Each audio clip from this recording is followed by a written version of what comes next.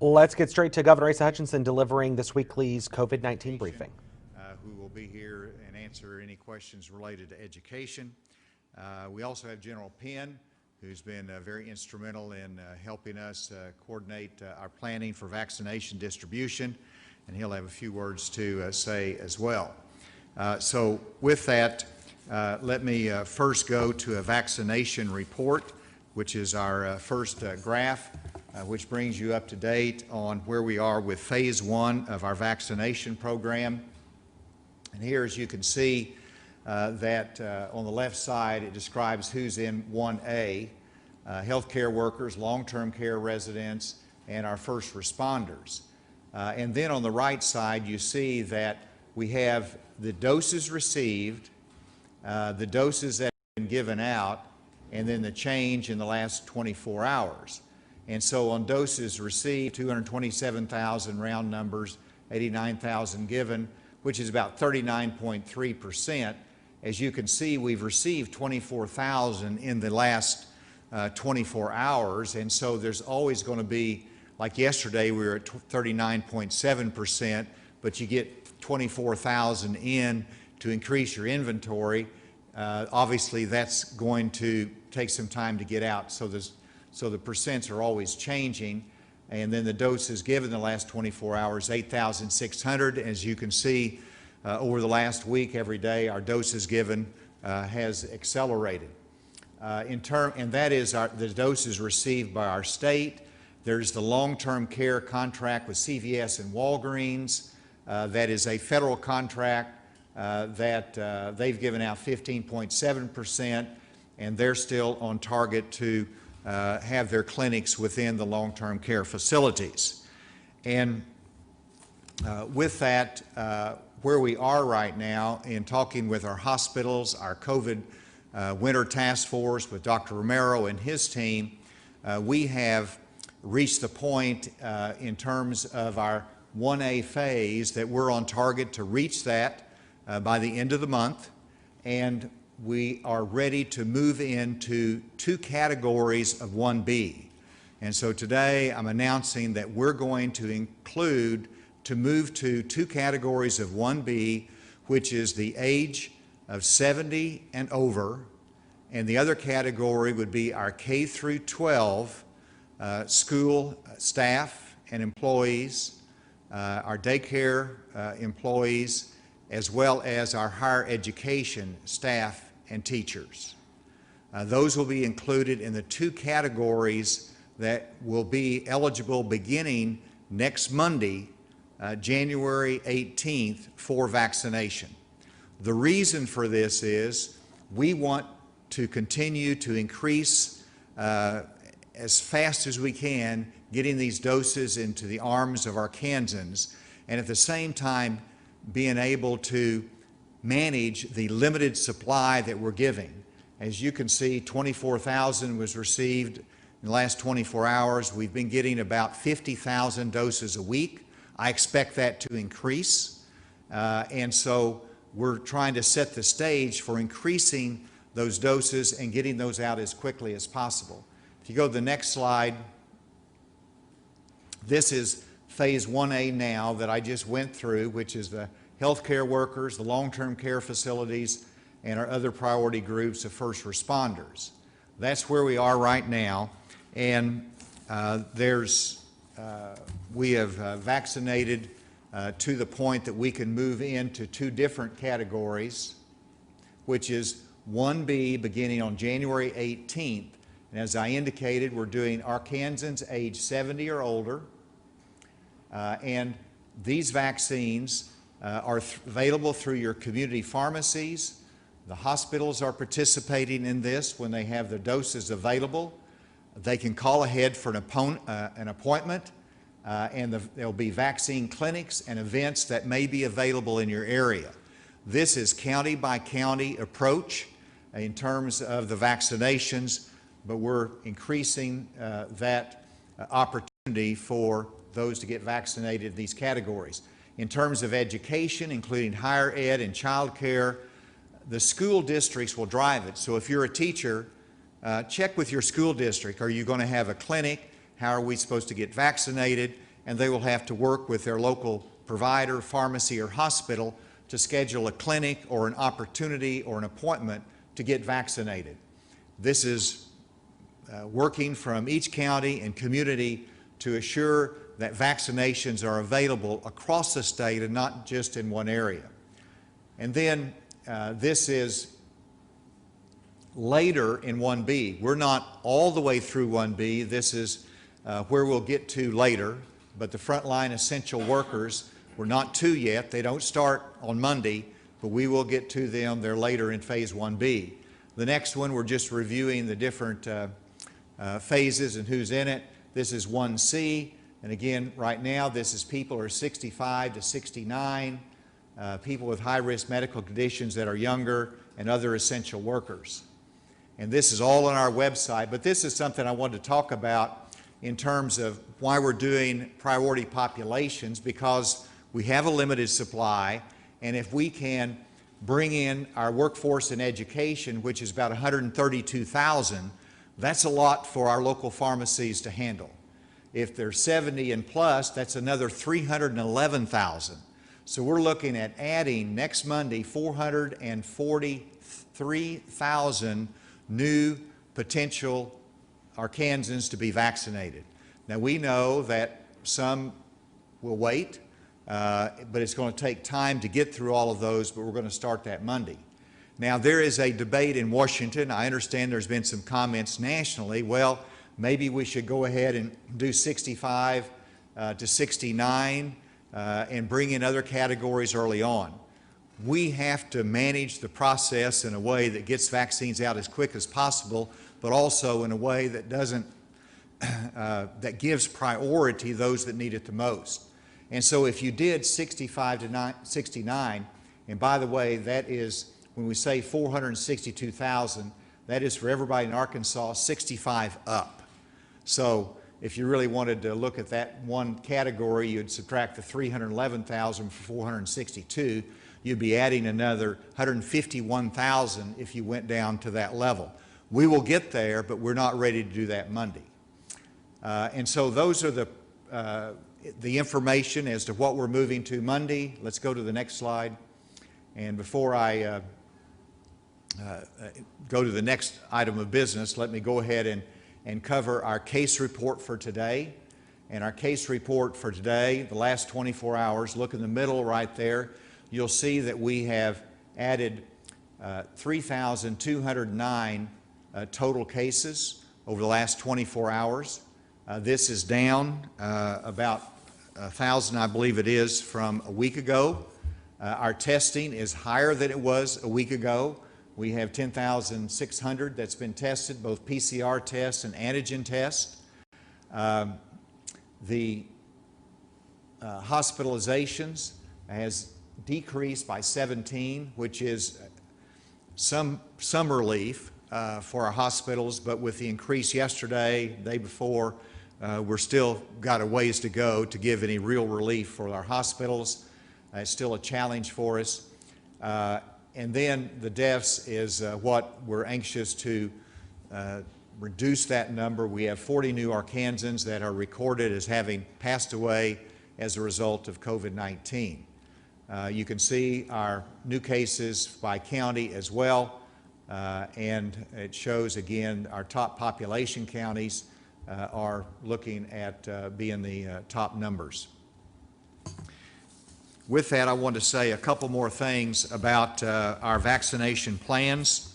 As you know, last week I tasked General Penn and his team, working with Director A.J. Gary in Emergency Management, to work on a specific plan that the public can see, that they can know exactly what we are doing and how we are doing it.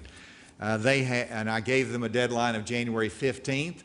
They are on target to have this plan developed that will go on our website, and this is a draft of it that they're continuing to work on, but we expect that to be concluded in the near future, and that is part of our planning process with the Department of Health. Secondly, I wanted to recognize Colonel Robert Ader that stands here. Colonel Ader, come on over. He currently serves as Director of Military Affairs for the Arkansas Economic Development Commission. He's retired as the commander of the 189th Airlift Wing of the Arkansas Air National Guard, and as commander he was responsible for the wing's 14 subordinate units, thousands of members, annual operating budget of $70 million. I have asked him, and with Dr. Romero's agreement, that he will come in as the program manager for the state's COVID-19 vaccine deployment. Colonel Ator will serve as a project manager for our vaccine distribution. And so his responsibility will be to implement with our professionals at the Department of Health the plan that is being, that it will be released by January 15th. And he will manage the logistics related to the vaccine distribution and liaison to other state agencies to assist with the information sharing and data collection. Let me emphasize, the Department of Health has the lead in our emergency response, and they will continue to do. But this is a whole of state government effort. And whenever we need the logistics support, the technical support, the planning capabilities of the military, we're utilizing them. And we're delighted that Colonel Ator is able to take on that responsibility. Colonel, if you would give a greeting, and then General Penn, if you would come up and give an update on the development of that plan. Thank you, sir. Well, first off, let me say that I am humbled beyond words that the governor would trust me to do this for the state of Arkansas. I will tell you that every Arkansan should be extremely proud of the efforts that the Department of Health has done, and what they've done is nothing less than miraculous. And the problem that we're seeing is that as we go into the different phases and we expand the vaccination program, one of the things we're going to have to work on is capacity. And so we're using an all-state government approach to how we go about doing that. And I thank the governor for allowing us to reach to all parts of government. And like I said, we're going to be using the Department of Commerce. The military department obviously is very, very important to this. But we're using everything to be able to get to this so that we're servicing the needs of our fellow Arkansans. So I'm looking forward to the challenge and the opportunity. And I got to tell you that this is a big job, but it's one that is very, very meaningful. And like I said, every Arkansan should be very, very proud. Thank you, sir. Thank you, General.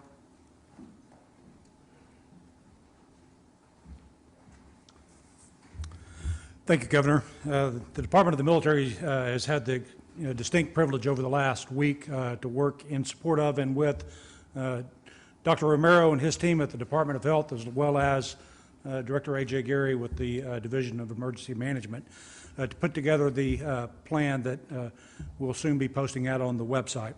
As we were looking at what needed to be done in large, broad terms, we realized that to make this an efficient process, that we needed to increase the capacity for giving vaccine across the state. And so we looked at what we need to do to enroll more hospitals, clinics, pharmacies, as well as, in some cases, private industry has their own health units, and to bring all of those into the fold and make them eligible to give the vaccine. We also looked at the need to manage vaccine distribution as well as the administration of shots. And so we've established procedures to enter data into a program of record, a management information system, if you will, that gives visibility across state government to the amount of vaccine that we've got on hand, where it's at, and how often and how much of it that we are dispersing. We've also built in procedures where if a school district or some other large body wants to give a large vaccination clinic, that they can request a strike team, which is very much in line with the strike team concept used during flu season. And then finally, we've built into the plan the means to both communicate what the plan is to the citizenry, to the providers, and then also to coordinate information across state government so that we can manage the process and provide information back to Dr. Romero and the governor in time to make timely decisions. Sir, thank you. Thank you, General Penn. And then Dr. Romero, we welcome your comments. And again, thank you for your leadership and partnership. Thank you, Governor. So let me begin by acknowledging and thanking both the General, the Colonel, for their efforts in putting together this plan and aiding us in getting this forward. It's clear that we're stretched between multiple fronts on this, and their help has been instrumental in getting this done. We will be getting more vaccine in the future. There is a third vaccine that is on the horizon and will be discussed in the near future at the ACIP meeting, and hopefully will be approved by FDA. So vaccines will increase in the relatively near future. At this moment is that we begin to immunize those individuals at highest risk for morbidity and mortality, and that we can have the most impact. As has been stated by the ACIP on multiple occasions, the goal is to minimize disease, minimize adverse events, and maximize benefit of each vaccine. So with that, I'll turn it back over to the Governor. Thank you, Dr. Romero. And with that, we'll turn it open to questions. Pretty badly behind other states in terms of percent of the population that's been vaccinated. I guess I understand what y'all are doing now, but I guess what explains how it got to this point? Why has it been lagging so much? The New York Times gave a report yesterday based upon some CDC information that was inaccurate. And let me invite Dr. Romero, who talked to the CDC about that, to explain. So thank you. I also saw that report yesterday that placed us 7th from the bottom, and that alarmed me. So in reviewing the information that was listed on the website, comparing it to what we had, I spoke with the CDC. The numbers are actually incorrect. So when we calculated the number of doses given and the number of individuals we had administered as of yesterday, 39.7% of our total allotment to the state. We had that when we calculated where we would fall in that column, we are 14th from the top. So the data is erroneous, and we are doing a good job at this time. The percentage of the population that's been vaccinated? As of yesterday, it was 2.7. As of today, it is 3%. Thank you, Dr. Romero. Yes. So by January 18th, there will not be, will there be available vaccine? Because we will still be vaccinating people in healthcare facilities and nursing homes. I don't know what percentage of the nursing home population has been covered or the percentage of the healthcare population, it has been covered. And will there be vaccine on January the 18th for people in those other categories? There will be. There will not be 380,000 doses ready to give out on Monday. But whenever I talk to, whether it's Baptist or whether it is St. Bernard's, they have vaccinated the largest percent of those healthcare workers that wanted to be vaccinated, and they have doses there, and they're ready to move on to the next priority. And so they have doses, they're ready to move on. Is it enough to cover 400,000? No. But is it enough to start vaccinating in the two categories that we mentioned? The answer is yes. And that same thing can be said for many pharmacies that are out there. And then we're going to be getting additional supplies in. And I expect that whenever President-elect Biden indicated that he wanted to shift more of the vaccine in storage for the second dose to get to the state, I expect that to happen. And so while we're going to stick with that regimen of 2 doses for everybody, make sure we can accomplish that, we do believe that there will be increased supply as we go into the coming weeks. I mean, if you're a hospital worker and you have said no, thank you, then the hospital can go ahead and say, well, we're going to offer this dose to someone else if Yes. you're not interested. That's exactly right. They had an opportunity for priority, which was important. Some chose not to take that priority, so we're going to move to other priorities. Yes? Inmates are going to fit into the priority group, and if they are in the 70 and older age group, are they going to be able to get it next week? Dr. Romero, do you have an answer to that? The inmates are in, I believe it is 1C at the present time, and we will adjust that as there's further guidance or necessity or sufficient doses out there, but that's where they are at the present time. Do you have anything else to add on it? Would that change if they're 70 or older? I believe that they would stay in 1C, but Dr. Romero? At this time, they will stay. COVID question. The FBI had put out a bulletin about armed protests or rallies at all 50 state capitals. Want to see what kind of communication have you had from the FBI or Homeland Security about the threat level here? What kind of response are you taking here, and you know, how concerned are you about the Capitol as a potential target? Well, we take every piece of intelligence very seriously. We look at it, we evaluate it. In terms of the national FBI intelligence that's brought to us through our Fusion Center, I stay in direct contact with them through our state police, and our first concern was the opening of the legislative session. We had sufficient security resources both present and then available for whatever would come up. And we will have the same kind of plan for future incidences or threats that we might see. I know there's some discussion nationally about what happens on January 20th, the inauguration of the President, and days leading up to that. We'll continue to evaluate the information that we have and make good judgments on it. I assure everyone that we're going to protect individuals and citizens and public servants as they are in the Capitol, as well as the Capitol itself as a seat of our democracy here in Arkansas.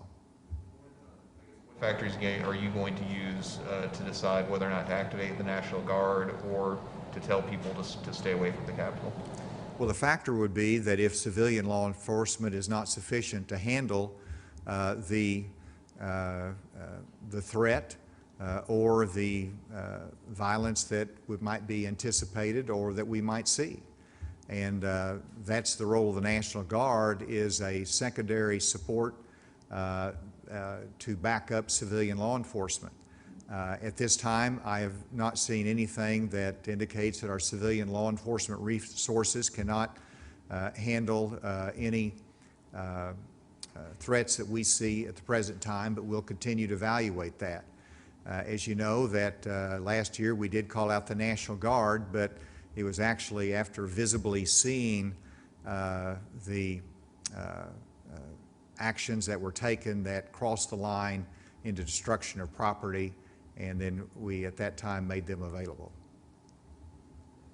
For people who are going to be eligible for the vaccine, like particularly the older Arkansans, what are they supposed to do to get in line to get the vaccine? Do they just have to call around to different pharmacies? Or? Well, they need to look at their community and determine where the doses, the vaccine is available. The pharmacies are in every area that can be covered. And then secondly, you have your hospital as an option. And so we'll be continuing to provide more information, but much of this information will be distributed locally so people will know where it is that they can go and what they need to do to get on the list. It's not all going to happen Monday, but they've already started.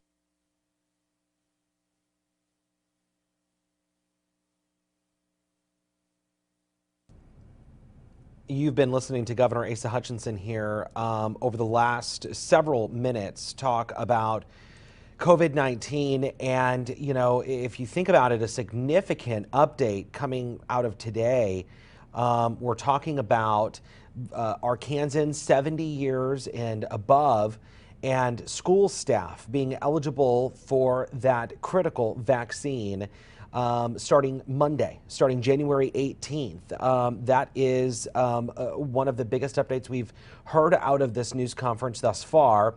We have reestablished our signal with the governor's news conference. Let's continue to listen in live there from the state capitol as we learn at this very hour that Arkansans 70 and above school staff can start to get that vaccine starting January 18th.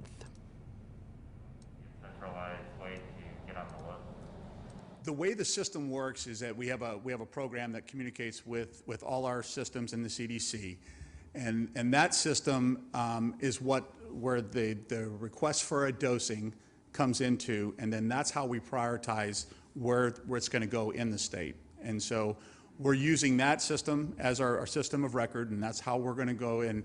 And so when the people that are going to upload that system to tell us that there is a demand for the vaccine, that's going to come in from the providers. So that's going to come in from either a pharmacy or a hospital. And then from that, it'll come to the Department of Health, and then we'll put in the request to get the dosing sent to that location.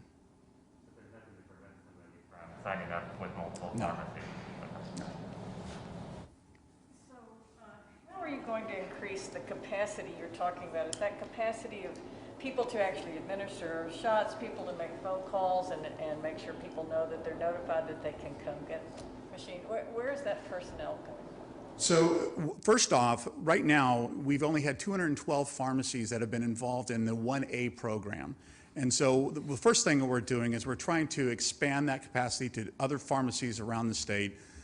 We still haven't exercised, you know, the Department of Health has a long history of flu vaccinations and getting out there with their local health units.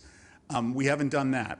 We've also talking with the military department to be able to put together strike teams, you know, with our local health units to go into a community and provide those shots. So there's a whole lot of things that we can ramp up to. I think the first thing is making sure we're spreading it out to the hospitals for large population areas and the pharmacies and expanding the number of providers that we have here in the state. Yes, sir. Let's go remotely. Is there any questions online? Governor Rowley Hoyt with THB 11. I just heard the Colonel say that there'll be a centralized waiting list. There's already several waiting lists being created out there by these individual pharmacies. Are the people who have signed up on those lists, do they need to get off them or sign up for something else now? No, that was a miscommunication in some fashion. The Colonel said that there is not going to be a centralized list.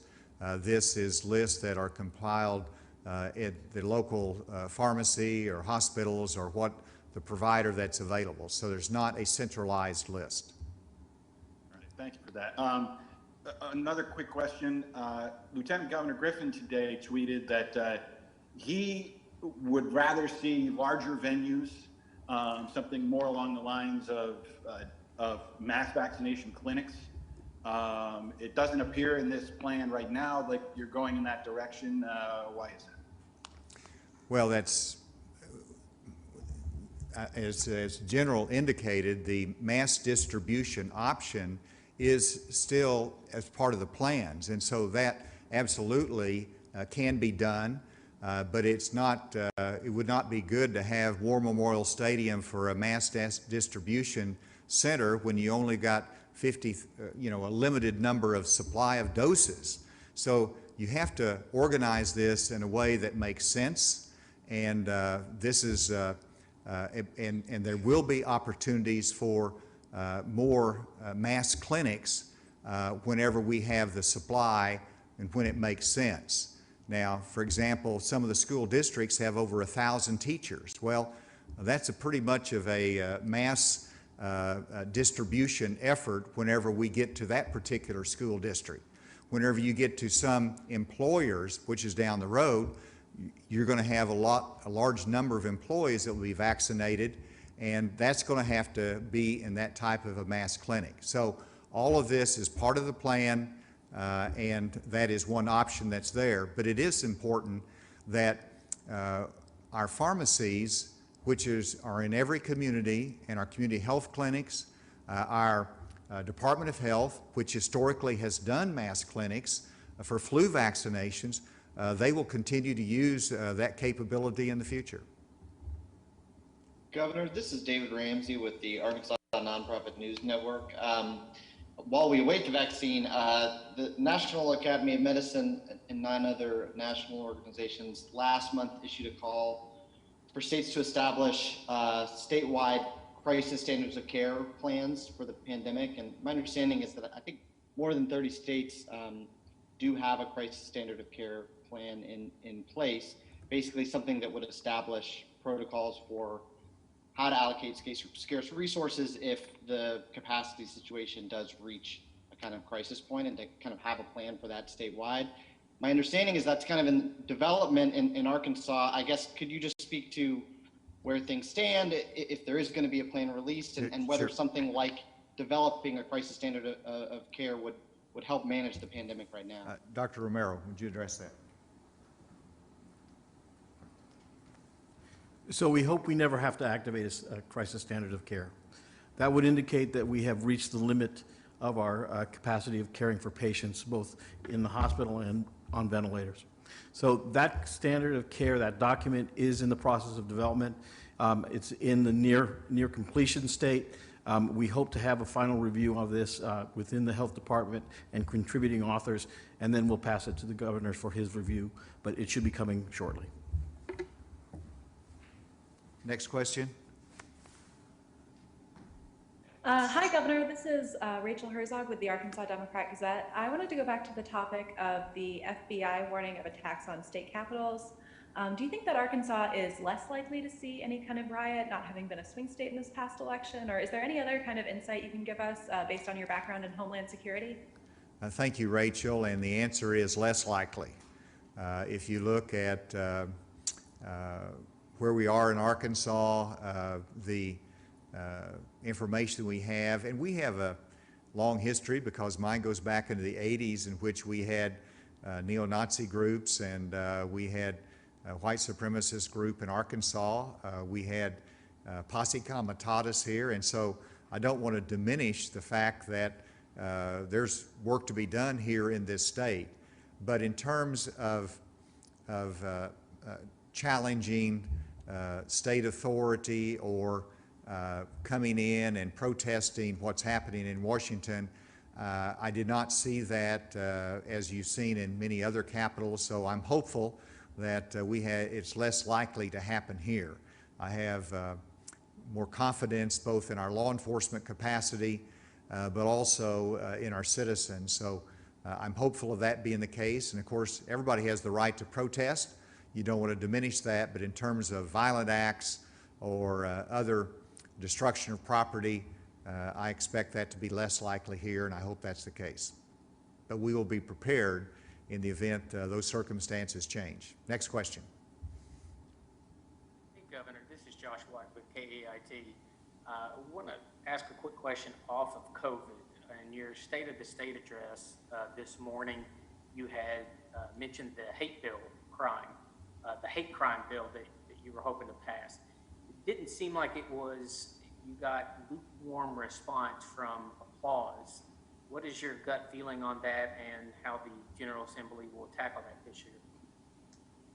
Well, I thought it was well received as important information, as something that they are thoughtfully considering, and I expect that to proceed in the normal fashion of debate and listening to constituents and our community. So I was encouraged and not discouraged by it. We'll see where it goes. Let's get after. One last question, sorry, on the State of the State. Any nostalgia on this is your last one? Anything looking back that stands out? just optimism. And as I said, we started aggressively and strong, and we're going to continue that way. And I was referencing this being my last regular session, but it's not my last session of the legislature, not my last State of the State address. And so it's sort of hard to be nostalgic whenever you got a lot of work to do, particularly during a pandemic. So I switched from the State of the State address very quickly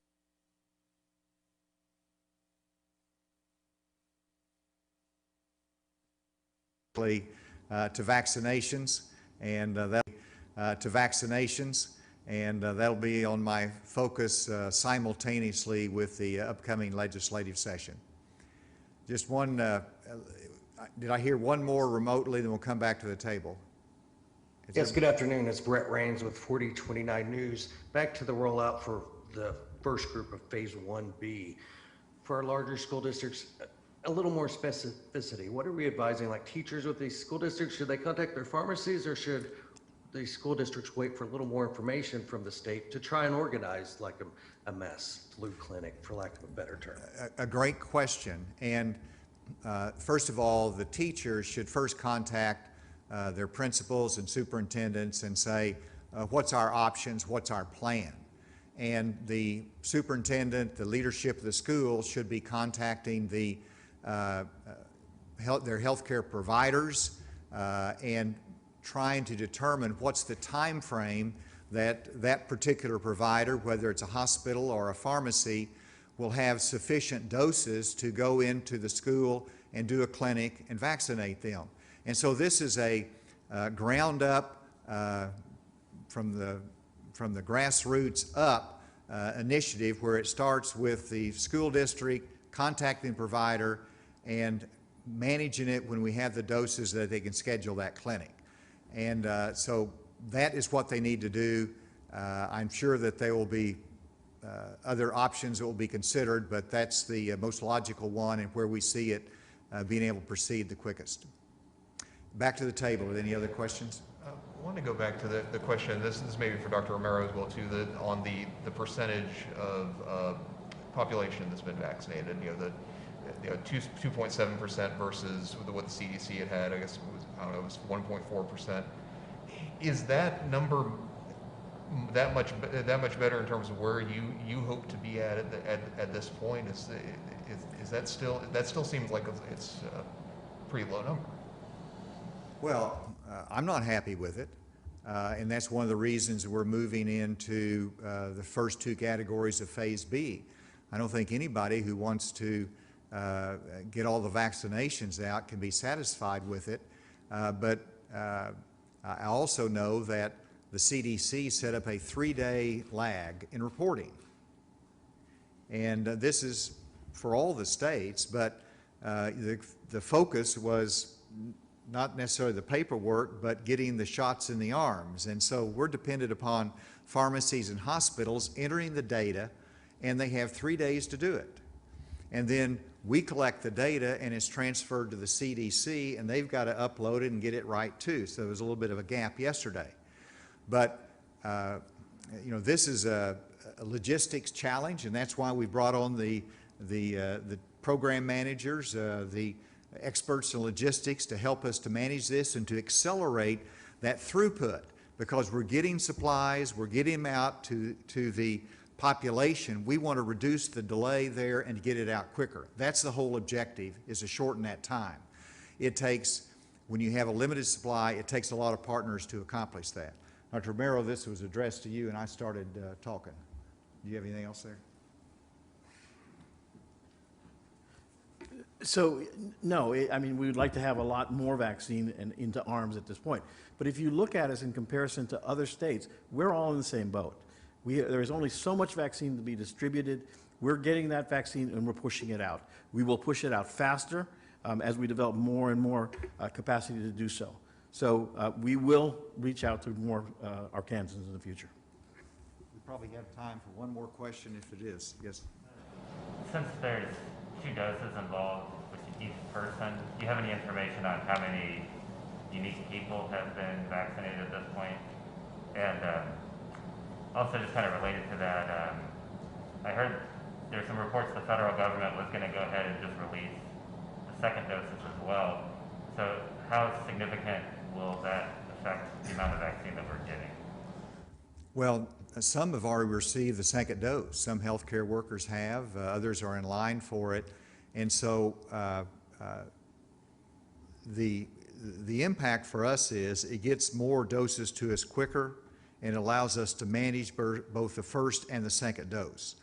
You know, we're not going to the UK model of just trying to get one dose for everybody. We want to stick with that program that the FDA approved for the 2 doses, but it gives us more flexibility to get that first dose out more quickly. Dr. Romero, on the unique.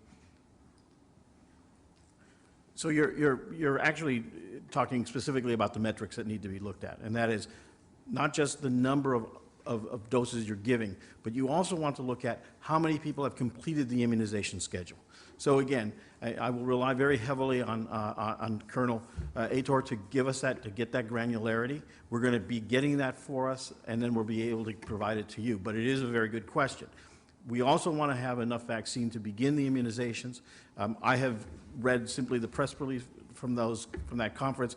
We understand that we will be receiving more vaccine, and that vaccine will need to be used for both the primary dose and then the final dose in each case. There will be vaccines in the future that require only a single dose, so those will also enter the mix. So this plan of vaccination will become progressively more complex as we move into this year.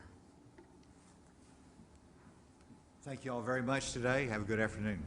There's Governor Asa Hutchinson talking about COVID-19 in the state. Very important update coming out of today. We're learning that there are 3,209 new cases of COVID-19 in the state. 40 additional deaths have been reported in the last 24 hours. But another significant update coming out of today is that Arkansans ages 70 and above, including teachers. So we're talking about school staff. We're talking about K through 12, universities, including even daycares, can get the COVID-19 vaccine starting January 18th, despite the fact that really the state supply of the vaccine, there's only been about 40% distributed, and the governor was talking about that. The governor was pressed for a little bit about the state's response to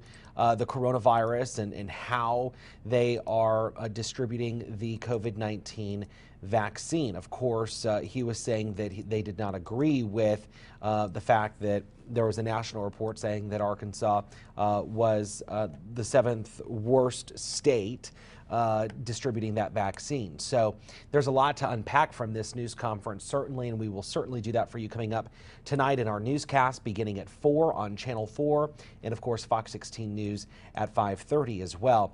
I want to remind folks that here in just the next hour or so, we are going to see Richard Barnett, the man accused of putting his foot on Nancy Pelosi's desk. That was that iconic photo. He is facing a federal judge here in just a little bit. We are unable to stream that live due to the federal courthouse and in the rules that they have set forth. But we will pass along an update for you on the device that you're watching as soon as that happens. We are expecting that to happen in the next 2 hours, but we'll keep you posted. I do invite you to download the KRK4 smartphone app, also download the Fox 16 smartphone app. You can do that right now. As soon as there's an update from that courtroom, we will pass it along, send it straight to your mobile phone, and then you'll also be alerted to when we begin our live coverage. For now, I'm Mitch McCoy. Thanks for joining us today for our breaking news coverage. The governor just wrapped up his COVID-19 briefing, a complete wrap up and details on our website available right now. For now, have a good rest of your afternoon.